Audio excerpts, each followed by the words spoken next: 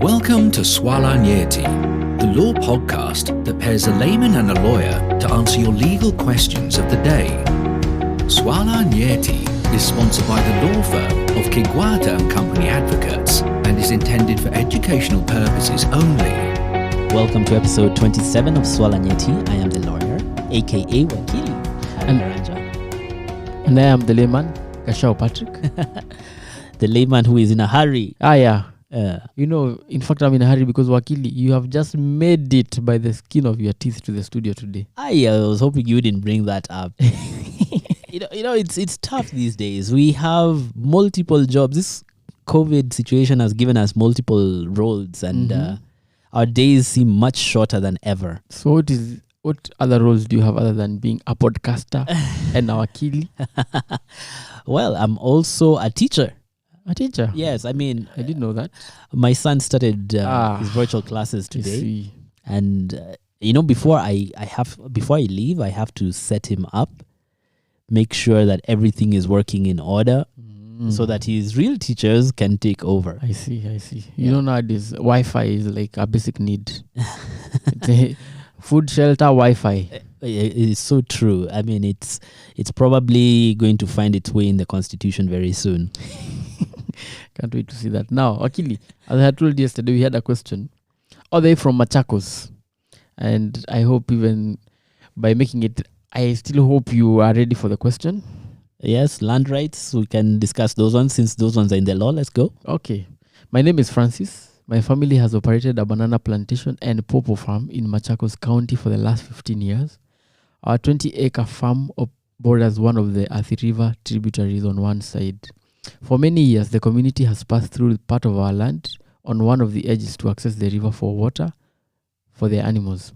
However, recently I noticed that they were no longer fetching using jerry cans but water bowsers, pulled by a small truck or motorcycles. They also have destroyed part of the fence to fit the motorcycles. I have asked them to stop, but they claim that the river belongs to the government and they have a letter from the ministry allowing them to fetch the water. I am tired of this. The soil erosion they are causing, as well as the damage to my land, and I cannot allow this to continue anymore. How can I stop them? Okay, so let's try and understand what the issue with Francis is here. From what it sounds like, Francis owns a property that is next to a river, and the community has been traversing his property for the past many years in order to access that river. And it seems that he was okay with it until they started bringing in motor vehicles and destroying his fence and destroying also or causing soil erosion. Yes. And now he's seeking a way in which he can stop them. Yes, Wakili. This is a story of give a man an inch and he takes a mile. You see, they started with jerry cans and Francis seemed to be okay with it. Now they have brought down the wall to bring in vehicles, bowsers.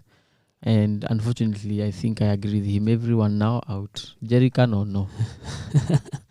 Well, I think it's important to establish what legal rights each of the parties have, because contrary to what you're saying, that the community might also have rights over Francis's land. It's possible, even if you're not the owner of a property, to have rights over someone else's property. By law? Yes, by law. Are you saying that somebody could have rights over my property? Yes, they could have. Usually these rights are limited, and in this case, would be looking at a type of right which is called an easement. Easement? Yes. Okay. So an easement would be a right that someone who is not the property owner can register against your property. And usually this is in order for them to access something else. So, for example, in this case, if they want to access the water, then they can register an easement which allows them to have a pathway through your property to access the water. Wow. You mean a man could just be coming through my kitchen to go fetch water? And what are there other types of easement, by the way? Well, yeah, there are a number of easements. Maybe I can categorize them into a few types. There are those which would allow someone to do something over your property. or like in this case, have a driveway through your property, or perhaps pass some pipes over your property if they wanted to fetch the water using pipes. Okay. There are those easements which now would prevent you from doing something on your property. For example, they could prevent you from putting up a building that blocks their right to access sunlight. Oh. Yeah, so you can't... that doesn't seem to apply everywhere. Have you been to Pipeline? What happens in Pipeline? Houses look like matchsticks in a matchbox. They're just close to each other. Well, yeah, so you might find that it's possible that some easements could be being breached there. Okay. And the other type of easement is usually a right for someone to do something on your land. For example, to graze cattle on your land. Okay? A person can graze cattle on my land. Yes, but let me just clarify. These easements are registered. They are registered against your title. So it's not that someone wakes up one morning and decides, hey, cows, go to Gashau's farm. Exactly. So that's how easements usually operate. Okay. And just that you mentioned something. What if we share property with you? I don't like a fence. Mm-hmm. Do you have a right to the fence, or should you build your own fence? I put up the fence. Why don't you put up yours? Well, like I said, these easements have to be registered.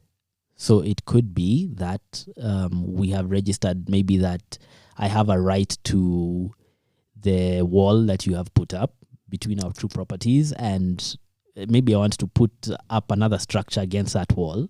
So once I have registered that right against your property, you're not allowed to bring down that wall without compensating me or without my consent. You telling me I put up a wall and a man, just my neighbor, builds a cow shed using my wall. One side of his cow shed is my wall, and then I can't demolish my wall anymore. As I said, Gashao, these easements have to be registered. So usually when it's being registered, it's because there is some benefit that you are gaining. Unless he's giving the milk. I don't see any other benefit. Anyway, Wakili, I digress. Now, are you trying to tell me that these people have an easement of some sort to Francis's land? From what Francis says, it's unlikely because I haven't had it mentioned. But even if that's the case, even if they did not register an easement, there is still a possibility that they have an overriding interest which does not need registration. Overriding interest. Explain. So what does that mean even? An example of an overriding interest could be an easement which does not need registration. So they could still have a right of way which has been acquired before the first registration of this title, and that would allow them to access the river through this person's property despite it not being registered. Yeah, Wakili, that is very tricky. I mean, a person could say that before the white man even landed in Kenya, they used to use my land for something, and now they are claiming they have this overriding interest. It's possible, but you see, for you to prove that the right existed, there has to be evidence that shows continued use, or there has to be evidence that shows this right was subsisting. It can't be just an empty claim. Okay. But if there is an overriding interest, if the community could show that even before registration of this title deed in Francis's favor, they were walking across that path to access the river, then that overriding interest remains. Yeah, because here they say for many years. Francis himself says for many years, the community has passed through part of their land.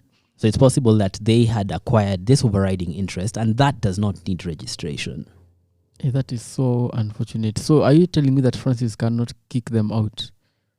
They are destroying his property. They are destroying even nature. There's erosion now. Yeah, so the community might have an overriding interest, but that does not give them carte blanche to just destroy the nature of the property. In fact, when I think of this, I can see that there are constitutional rights for Francis that might be in breach. Oh, So number one, someone who owns property has constitutional rights over their property. okay. Even if the community claims that they have a license from the Ministry of Water, Yeah.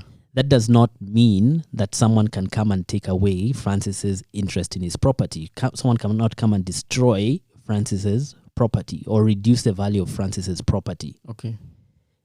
Of course, a probably stronger right that Francis can enforce is the right, which is given also by the Constitution, to a clean and healthy environment. And this could include the absence of soil erosion, because soil erosion usually degrades the environment. Yeah, it does. And this right to a clean and healthy environment does not even need for Francis to be a property owner. This is a right which is given under the Constitution, and anyone who feels like that the environment is being exposed to something that will reduce it from being clean and healthy can bring a constitutional petition and stop someone from doing an action that could be affecting the environment. So in this case, whereby they are bringing in motor vehicles and causing the potential damage to the environment, then there is also a right to recourse through constitutional petition. Phew. Wakil, at least there's some hope for Francis. So Francis, there you have it. It's a bit of a catch-22 because these people might have a right over your land, but nevertheless, they should not be at the detriment of the land and for your own rights as a property owner. And I hope you enjoyed this episode of Swala Nyeti. No, I'm not going to call Wakili again. What do you want to say? Okay, go ahead. Okay. So, Wakili, what you are saying is that also Francis has some remedy then in this case. What I'm saying is that Francis has potentially some remedies under the constitutional dispensation, but this assumes that what is happening here is infringing on those constitutional rights. In any case, the question about the right of access, which Francis is trying to prevent, could only be effected if there is no overriding interest on the property. There you have it, Francis. You had it here at Swala Nyeti. It's a bit of a catch-22 for you because there might be overriding interests on your property and that has been acquired by the community over years, but nonetheless, it should not be at the detriment of the property you hold or at your own rights. They should not be abusing your rights as a property owner. All the same, I wish you all the best in this one. And everyone else, thank you. I hope you enjoyed this session of Swala Nyeti. Join us tomorrow for a new one. And the question that we have is, can I get a refund from a company selling off-plan purchases if it is a scam? In fact, I don't know why she is adding if it is a scam. These off-plan projects for me and scam are synonymous. Anyway, my opinion. And kindly join us for the answer to that tomorrow. And from me, goodbye. Goodbye. You have been listening to Swala Nyeti. Special thanks to our layman, Gashal Patrick, and our lawyer, Harry Karanja. If you have a legal question that you want answered, send us a WhatsApp message on 0708 111 222 or email us at admin@swalanyeti.org. You can find downloads to all our podcast episodes on our website www.swalanyeti.org.